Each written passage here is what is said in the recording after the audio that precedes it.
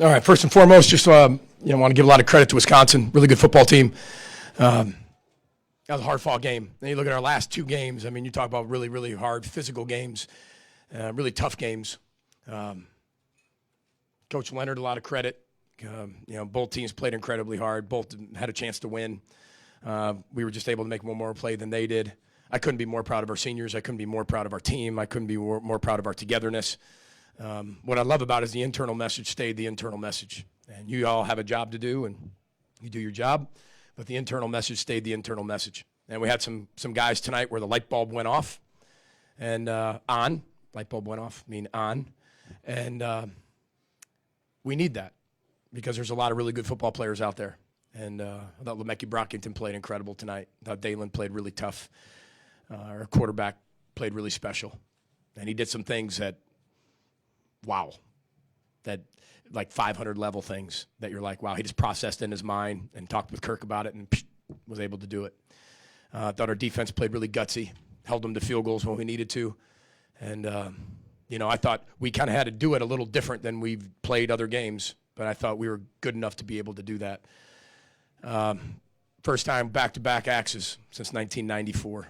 And I told that team in there, I said, listen, I know our plan A of winning the West necessarily didn't happen, but they call it the Wild Wild West for a reason. Illinois had their chance at one point. Purdue has his chance. I'm not sure they're going. They had their chance. We had our chance. Nebraska had a chance. This team had a chance. Iowa had a chance. That doesn't mean someone's going to run away with it when it's wild. Everybody had their opportunities. We got a little unlucky here and there, but we showed incredible growth tonight, not only for now but for the future, and that's what you want to see. So couldn't be more proud of our football team, of their resolve, the resilience of coming off last week's disappointing loss, really tough loss, hardest of my career, and because I watched the players hurt, and that wasn't just a championship game. That was a rivalry game. That was at the end of the year, not the last game. That wasn't a Big Ten championship game. It's his 1-0 game, and they were incredibly hurt. But to watch them respond the way they did, so proud of them. So it's a really joyous locker room. It should be. You got to enjoy moments like this because the grind is really hard. So a lot of credit to Wisconsin, but I'm really proud of our football team. So with that, we'll open up for questions.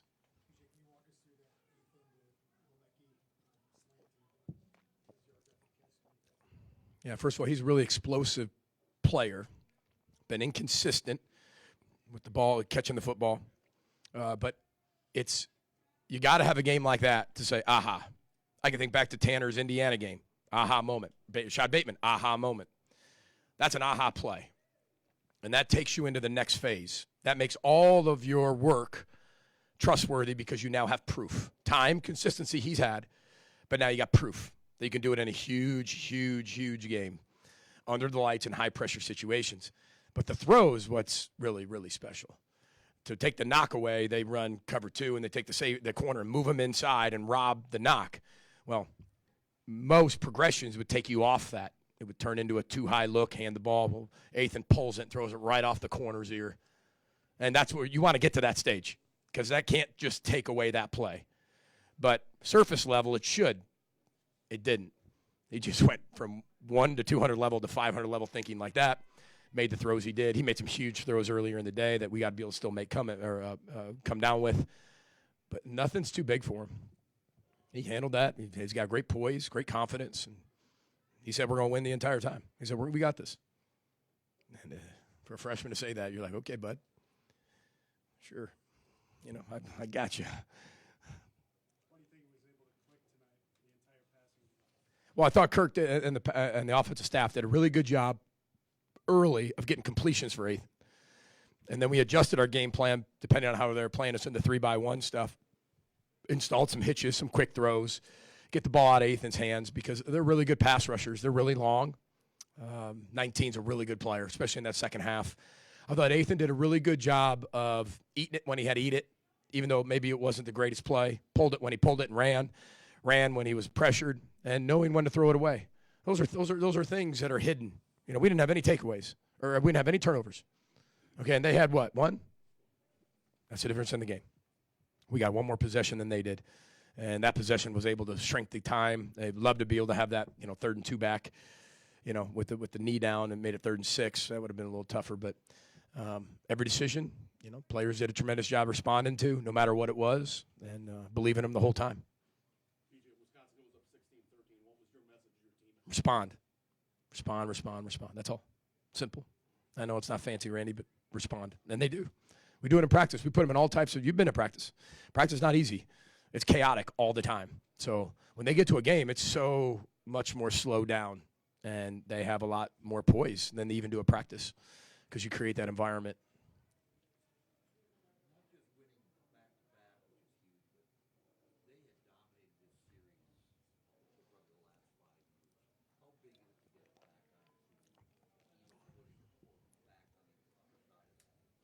Well, I know that's what I was hired to do.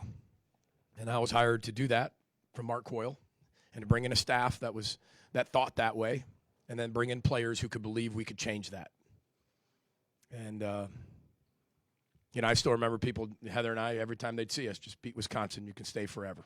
Just beat Wisconsin, you can stay forever. Beat Wisconsin, stay forever. We beat Wisconsin twice, and you all wanted me fired last week. So look how that goes.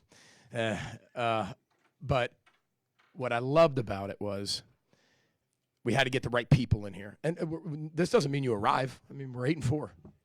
We're not playing in Indy. But this rivalry means a lot to both fan bases. Rivalries are for the fans, the alumni. The game is for the players. And I thought our players executed that perfectly tonight. And have a lot of respect. We have a ton of respect for Wisconsin. Don't think that. I have a ton of respect for them. But I knew when I sat down with Mark Coyle, that was one of his demands, is we got to find a way to do this. And, that doesn't mean, again, we'll play next year. We're going to have a game next year at Huntington Bank. But that's where we want to have our mind shift to, because there's a lot of runs on that axe from both teams. And we're just glad that we finally have a run now, since 1994.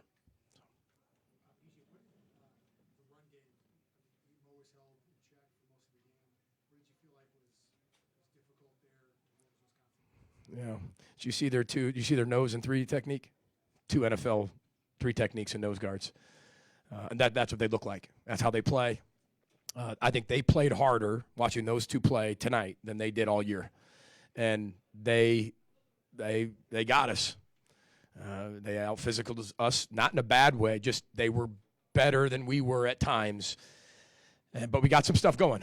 We were able to get some stuff going, which set up everything else. And then once we got in the drop-back game and we got completions, I think that helped us be able to run the football on that first and second down, throwing those hitches and stuff like that. Was able to adjust and become our run game when those two kids are as good as we played against inside. And then you throw in 19, who I think is one of the best pass rushers in the country.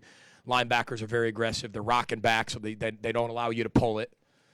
And I thought their safeties, were all downhill all the time, which opened up some of the pass game. I just thought Kirk did a really good job of hamming and egging it and then finding ways to run the ball when we weren't running the ball through the air.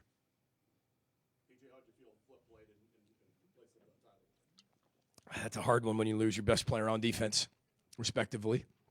I know that was really hard for Tyler. Tough decision to make. But that's a family decision. I don't make those decisions. Once they come down to here's the risks, here's what we have to do, here's where we can get it fixed. We can do it now, we can do it later, but here's the risks. And Rodney and Sharice made that decision. And, I back them up 100%. They're looking out for their kid, and we allow those things within our medical staff to have input. But he was more involved in practice than he probably is when he's practicing. He was annoying all week, just annoying. And he was everywhere, and just in my ear, in everybody's ear. He was on the field. I'm like, let him practice. Like, you got to let the guy practice. He's back up, But that's what I love about Tyler Nubin, and even on the field. I mean, you watch what he did on the field. He's coaching. I mean, he was the 11th coach, but Tanner was the 12th. You got your current players that are out coaching everybody and believing. I thought Flip played really well. Again, am I going to go back through the film and find all the things he didn't do well? Absolutely. But at the end of the day, he made plays when he needed to make some plays. And to go in there, when you're playing the nickel and then go back and play safety, and then Darius Green, I thought, played really well, right? He got a ton of action tonight. I thought, Beanie, we moved him to the nickel position, which he hadn't really played a ton. Got people on the ground, which was great. We missed some explosive plays. I think they did too, but I thought he played really well. I don't want to leave right now, so. This is great. Was that take 3 or 4 more for Coach? Was that one of the most chaotic final drives you've been a part of? Does last week count as a final drive? Because that was chaotic in a bad way. It was one of them. But this is what, like, this is why you play in the Big Ten. This is why you coach in the Big Ten. This is why it's people's dream to be at this level. Is there the agony of defeat? You can ask Heather how this week was. I cooked the turkeys, but I'm not saying I didn't do a great job doing it. But my attention was still being able to work out what we needed to work out. Might have burned it a little bit. But this was definitely one of the more chaotic environments, situations we've been in, and we came out on top. We had to find a way to finish the game and come from behind. And that's why it was, because that's, in years past, sometimes that stopped us. We were able to break through that wall today. And credit goes to a lot of our young players. And they just kept fighting, scratching, clawing, and couldn't be more proud of them. How much better can the tandem of Ethan and Daniel Jackson? Listen, that's going to be really special in the next future years. There's a reason why, if you're in the NFL, we kind of gave up a future draft pick to get them. Kind of like, listen, we won't take a quarterback from the next year's class to get you. Because at Minnesota, we haven't had a quarterback drafted since 1972. Write that down. We didn't have an offensive lineman drafted since Daniel Faalele in 15 straight years. Write that one down, too. And, arguably when you look at that team in the last few years, Rashad Bateman arguably maybe the greatest wide receiver, one of them to ever play here. Right? Tanner Morgan, all-time wins in the history of the school at quarterback. Mohamed Ibrahim, arguably one of the greatest tailbacks ever. John Michael Schmitz, arguably one of the greatest linemen or centers ever in the country and here. That's a pretty good class. And what they did was help us recruit the younger class. And it's kind of crazy when you're thrown in there like Ethan was thrown in there in the middle of the season. But when you have somebody like Tanner who's incredibly selfless and understands his injury and understands, what has to happen for this team to keep moving forward, to be an unbelievable person and coach, that's what it's all about. And but that tandem, there's a lot more tandems that are going to be attached to that young man, and we've got some good ones that are redshirted too. We just haven't unleashed them yet. Yes. Yes, I am. My father's cigar. I don't think we have a cigar sponsor, do we? Okay. Yeah. I'm 18. My father's cigar. Heather's got me some beautiful 25th anniversary ones. They come in their own little box. Their own box. Everyone's got their own little box in this 25th anniversary box. And I don't care what time it is when we get home. Smoke them if you got them. Any more questions for Coach? What does life look like now between now and December 21st? Well, I told him I'll see him Monday. And we're going to meet with our players. We're going to meet with all of our guys, see where everybody's at. The transfer portal opens up December 5th. Have meetings with all of our guys, but we got to get healthy. You watch guys, Mariano and Cody, and you watch guys they can barely walk and they're playing. They're resting in between plays, but when they go, they're going full speed. We got to get healthy. We need to take a little bit of break. And then we got to be able to get the young players playing. That's what this bowl prep's for, really, is the next week is to get the young players going, rest our older players, get our guys back mentally, get into that second week, then get into some Minnesota versus Minnesota. Then we'll find out our bowl opponent and start getting on that as well like we normally do. But I couldn't be more proud of our team. 1-0, Wisconsin season. That was a huge win for us. Just a huge win. Thanks for making the trip, everybody. Row the boat, Sky Yacht, and go Gophers. Brax, that was for you.